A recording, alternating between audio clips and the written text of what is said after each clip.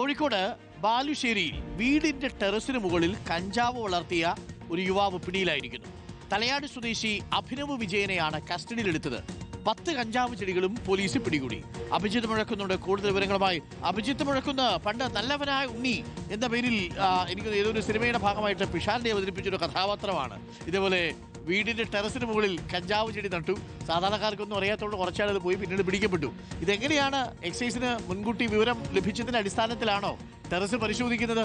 10 എണ്ണോ ഇയാൾ നട്ടു വളർത്തി പരിപാലിച്ചുകൊണ്ട് വരികയായിരുന്നു അല്ലേ?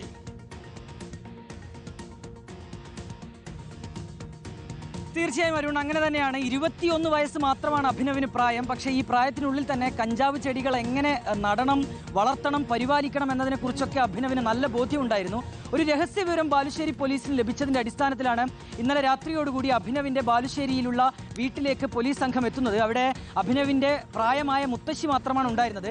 മുത്തശ്ശിയോടപ്പോൾ ഇക്കാര്യം പോലീസ് പറയുന്നു, ഇങ്ങനെ ഒരു സംഭവം ഉണ്ടായിട്ടുണ്ട്, തങ്ങൾക്ക് വീട് പരിശോധിക്കണമെന്ന് പോലീസ് പറയുകയും അങ്ങനെ വീടിന്റെ ടെറസിലേക്ക് കയറി പോലീസ് പരിശോധിച്ചപ്പോഴാണ് വളരെ ശാസ്ത്രീയമായ രീതിയിൽ തന്നെ കഞ്ചാവ് നട്ട് വളർത്തി പരിപാലിക്കുന്നത് പോലീസിന് കണ്ടെത്താൻ കഴിഞ്ഞത്.